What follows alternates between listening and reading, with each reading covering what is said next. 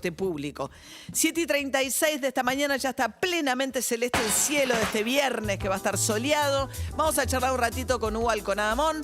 Hugo escribió hace un tiempo ya una de las primeras notas que ponía la alerta en lo que, según definió ayer el canciller Felipe Solá, ese gran problema que tiene hoy la Argentina con las vacunas, que es que AstraZeneca no cumplió con nada del contrato por el cual se comprometió a venderle a la Argentina 22,5 millones de dosis de vacunas. Hugo Alconada, ¿cómo estás, Hugo? Buen día. Hola, jefa, buen día. ¿Cómo va? Salida número 8. Muy bien.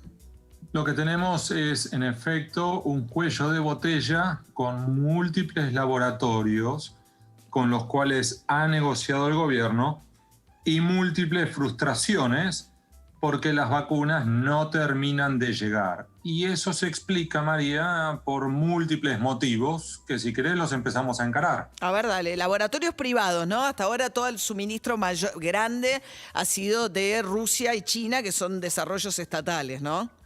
Correcto. Lo que tenemos aquí, María, es, en un primer momento, estamos hablando de allá por primer semestre de 2020, el gobierno mantenía negociaciones tanto con Pfizer como también con Oxford AstraZeneca. Lo que pasó es allí, según a quien escuches, una cuestión de egos o una cuestión de cuellos de botella o una cuestión de mala suerte, pero que en la práctica, en un momento, el gobierno, según cuentan de ambos lados, termina inclinándose por la opción Oxford AstraZeneca. Podríamos decir, bueno, es un error, ¿por qué no seguiste jugando con todos al mismo tiempo? En la práctica, María, había algunas explicaciones que desde el Ministerio de Salud sostenían que hacían más atractiva la opción de AstraZeneca. La primera era una dosis, en teoría, frente a las dos de Pfizer. Segundo, que además era más barata. Tercero. Claro, porque prometía ser, perdona, Hugo, sin fines de lucro, porque está involucrada la Universidad de Oxford, eran $4 por dosis, era la dosis más barata de todas. Correcto. Y un dato adicional que no hay que olvidar, que en teoría la cadena de frío era mucho más sencilla de mantener para la opción de Oxford AstraZeneca que para la de Pfizer, que la verdad que recordaban que había que utilizar freezers especiales y toda esa historia. Y el punto determinante que, según como lo mires, le podés meter chimichurri, María, era que la opción de AstraZeneca venía con un capítulo local, traducido al español, que podían estar fabricando en la Argentina esa vacuna, en vez de tener que estar subiéndote a un avión y esperar un barquito, y que el que se iba a encargar de eso es un amigo directo de muchos dentro del peronismo y en particular del kirchnerismo, llamado Hugo Sigman. Muy cercano, a su vez, al ministro de Salud, Ginés González García, el entonces ministro. Entonces tenías de un lado múltiples atractivos para una vacuna frente a otra que era más cara, más problemas para mantenerla, que te estaban dando vueltas y que además no tenías producción local. En ese contexto, lo que llamaban la transferencia de tecnología, ¿no? Que en el caso de la Oxford iba a haber transferencia de tecnología, a Pfizer no le vas a pedir transferencia de tecnología. Ni a patadas. No. Y además, imagínate de la perspectiva de un gobierno que está en pleno despelote con la caída de la economía y de repente tenías una opción de producir vacunas y al mismo tiempo generar empleo local. Es un golazo completo. Y lo que pasó fue en ese contexto que empiezan los problemas. Empezó, entre otros, el problema con entre otros efectos adversos detectados en esa vacuna, algunas reacciones alérgicas. Sí, hubo problemas en los ensayos. Arrancó mal, arrancó con el pie cruzado. Porque ahí también la carrera era cuál iba a ser aprobado primero, ¿no? Y ahí Pfizer fue la primera que obtuvo aprobación. Que a su vez recordemos a los lectores que era aquel extraño periodo en el cual cada uno de los laboratorios trataba de anunciar que tenía un índice de efectividad más alto que el otro. Entonces empezaban que yo tengo 80%, que yo tengo 90%, que yo tengo 94%. ¿La verdad es aquel periodo? Sí. Entonces, en ese momento tenemos una Oxford AstraZeneca, que era el caballito ganador en la Argentina, que empieza a complicarse. Y por otro lado, tenemos que Pfizer había ofrecido entregarle a la Argentina 13.3 millones de dosis, pero a su vez luego empieza un tira y afloje con el gobierno, que según a quien escuches, la responsabilidad de ese tira y afloje estaba de un lado o del otro del mostrador. ¿Por qué digo esto? Porque desde el gobierno dicen, empezaron ofreciéndonos 13.3 y empezaron a bajarnos la cantidad de dosis que podían ofrecernos. Y por el contrario, otros sostienen que no.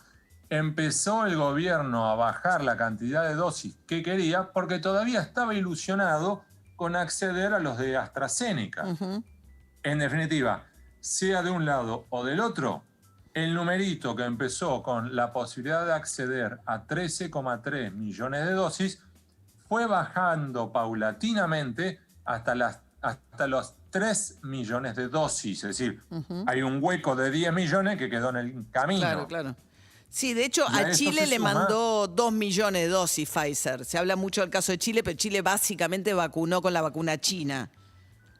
Además tenés un dato que singulariza la opción argentina, María. En el caso de Pfizer, ¿cuál era? Que fue en la Argentina donde se desarrolló uno de los estudios clave con voluntarios, mientras que todavía esa vacuna estaba en periodo de prueba. Lo cual te daba, hasta cierto punto, una prevalencia. Claro, un privilegio para la negociación, digamos. Claro, vos pusiste el hombro cuando había que experimentar. Vas a tener la oportunidad cuando se cosechan los beneficios. Claro. En ese contexto, en definitiva, teníamos Pfizer, que estaba diluyéndose, Oxford con problemas, y ahí salta la opción Moscú, que según a quien escuches, algunos te dicen que el que arrimó el bochín fue el equipo de Axel Kicillof proponiendo esto, otros te dicen que vino por el lado de un cineasta, da igual, la cosa es que Carla Bisotti se subió a un avioncito y terminó en Moscú. Y Moscú termina ofreciendo una opción que en su momento hizo mucho ruido, hoy en el estado de necesidad en el cual estamos, es la opción más real y hoy por hoy la más atractiva que tiene la Argentina. Sí, el tema ahora es, lo que pasa, tal cual, digo, de los 11 millones de vacunas que han llegado a la Argentina, más de la mitad son de la Sputnik, que resultó la tabla, digamos, terminó siendo la tabla de salvación, digamos. O sea, fue lo que le permitió tener 11 millones de vacunas hasta hoy a la Argentina. El punto es la AstraZeneca ahora, ¿no? Porque sin AstraZeneca en mayo, ¿qué hacemos? Ayer lo decía Felipe Solá, ¿no? ¿Por qué se apostó tanto a la de AstraZeneca y por qué se mancó tanto la opción de AstraZeneca? Que es un desastre, porque de lo que Argentina mandó a México como principio activo no volvió nada. Yo igual, sabes que ayer le preguntaba a Kreplak, el viceministro de Salud de Kicillof, que son como los que se supone que tienen posturas más radicalizadas, si querés, si había que prohibir la exportación y envasar acá. Y dice, no, eso no lo podríamos hacer nunca, eso requiere de pruebas, no es una cosa tan sencilla. Aún suponiendo que dijéramos, me lo quedo todo, no sería una solución, decía Kreplak. Y además tenés un contexto en el cual, en términos de un economista, te diría, la demanda supera ampliamente la oferta disponible en múltiples insumos vinculados a la pandemia. Sí, claro. Entonces, que hay mucha más gente que te está pidiendo vacunas de las que se pueden producir.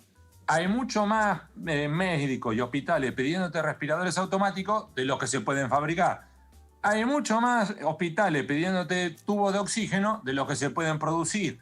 Y ahora tenés además que hay muchos más laboratorios y fábricas pidiéndote los frasquitos, no sé cómo se dice, frasquitos de vidrio donde metés las todos ampollas. Los insumos, claro. Ahora, la pregunta ¿Qué es lo que se puede hacer? Ahora, la pregunta ahí, Hugo, si la cercanía de un empresario determinado con un funcionario de gobierno hizo que se apostara mucho a algo que finalmente terminó siendo un fracaso y se, digamos, desestimara la posibilidad que se abría con Pfizer, que terminó siendo la vacuna más exitosa. Hay algo, hay cuestiones que tienen que ver con el azar, con la suerte, pero hay también cuestiones que tienen que ver con vínculos empresariales, políticos.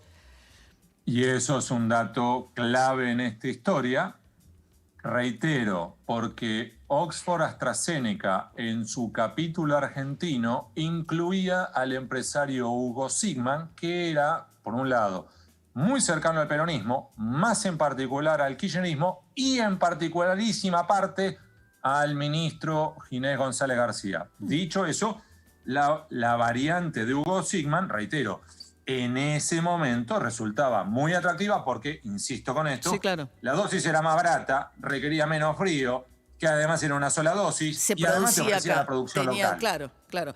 Bien. Pero a su vez, sí es cierto que cuando hubo que colgarse la medalla, Hugo Sigman puso el pecho. Cuando se empezó a complicar la situación, empezó a mirar para otro lado y dijo, yo no soy el del quilombo, ¿eh? En México que no entrega los frasquitos. Entonces, ahí ya se complica. Todo esto, insisto, en un contexto de escasez. Sí. Sí. María, vos te vas a reír porque siempre saco con uno de esos datos raros. Yo 2 veces por semana reviso 10 portales de noticias rusos. No me preguntes cómo leo el ruso, pero bueno. Bien. Lo que tenés es, hoy, para los lectores que ubiquen, nosotros estamos esperando más dosis de la Sputnik. Sí. Cuando en Rusia, vos tenés que, por ejemplo, en Moscú solo vacunaron a 800.000 personas. Sí, a nada. datos de hoy. Sí. En términos generales, recuerden que Rusia tiene 140 millones de habitantes. Hasta ahora, adultos, no estoy incluyendo menores, adultos en Rusia se vacunaron 1 de cada 10. Con lo cual, dicho de otro modo, no le podemos pedir a Putin que nos entregue más vacunas cuando todavía no vacunó lo propio, que después lo tienen que votar. Sí, lo mismo en la ¿Entendés? India. La India pasa exactamente lo mismo. Están en porcentaje de la población vacunada con al menos una dosis. Tanto India como Rusia están por detrás de la Argentina. Y recordemos a su vez, cuando vos mencionás a la India, que India va a ser un eslabón clave para que otro laboratorio argentino, que es Richmond, eventualmente pueda producir la Sputnik. Sí, Entonces, claro. no le podés pedir a India que te entregue más vacuna cuando se le está prendiendo fuego a la India. Ahí va. Bien, Hugo Alconamón, interesantísimo. Te mando un beso grande. Buen fin tenga buen de día, semana. jefa. Chau.